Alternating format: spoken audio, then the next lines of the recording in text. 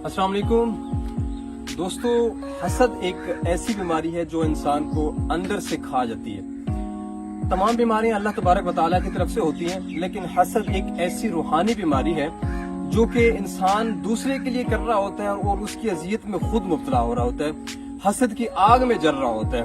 हम क्यों ऐसे मामलात करते हैं? हम क्यों अल्लाह ताला के मामलात में दखल अंदोजी देते हैं? क्या हम ये सोच रहे होते हैं कि अल्लाह तबारक व तआला जो इस इंसान के लिए कर रहा है वो ठीक नहीं कर रहा, नाउज़ुबिल्लाह? हम क्यों मुस्बित सोच नहीं रखते?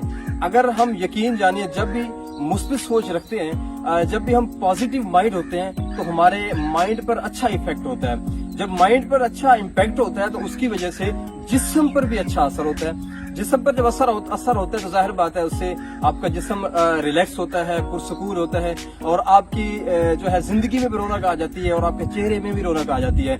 तो ये जिंदगी जो है ये 4 दिन का मेला है। मेरा एक बहुत करीबी दोस्त है, बड़ा प्यारा, वो ये बात कहता रहता है कि जिंदगी जो है ये 4 दिन की है, इसमें 2 दिन नहीं 3 दिन नहीं बल्कि 3.5 दिन गुजर गए जो आजकल के हालात के मुताबिक। तो हम क्यों ना इनको अच्छे तरीके से बिता लें और हंसी खुशी के साथ जिंदगी गुजार लें, दूसरों के साथ अच्छे इखलाक से पेश आके मुस्बित सोच रख के हम जो है ये जिंदगी गुजार लें तो जिंदगी की रौनक तो दुबाला हो जाएगी।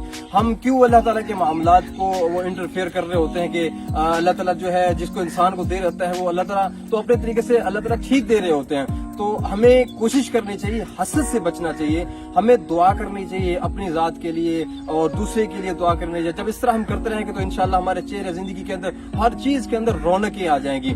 तो बहुत सारे ऐसे लोग हमने देखे हैं जो गुजर गए हैं, जिनको लोग सिर्फ इन्हीं बातों में याद रखती है और बरसों याद रखती है कि यार ये बंदा बहुत अच्छा था, बहुत इखलाक का मालिक था, बहुत ही लोगों से हमदर्दी रखने वाला था, दूसरों के लिए अच्छी सोच रखने वाला था, हसद करने वाला नहीं था। तो और बहुत सारे ऐसे लोग जो है वो गुजर गए हैं जो मरने के बाद कोई उनका नाम तक ही नहीं लेता। तो हमें हसद से बचना चाहिए। इस तरह की रूहानी बीमारी से अल्लाह ताला सबको महफूज फरमाए। अल्लाह तबारक व तआला हमें जिस्मानी बीमारियों से भी महफूज फरमाए और हसद, कीना, बुग़्ज़, लालच और गीबत जैसी रूहानी बीमारी से भी महफूज फरमाए। आमीन सुम्मा आमीन। जज़ाकुमुल्लाह खैरन। अस्सलाम वालेकुम व रहमतुल्लाहि व बरकातुहू।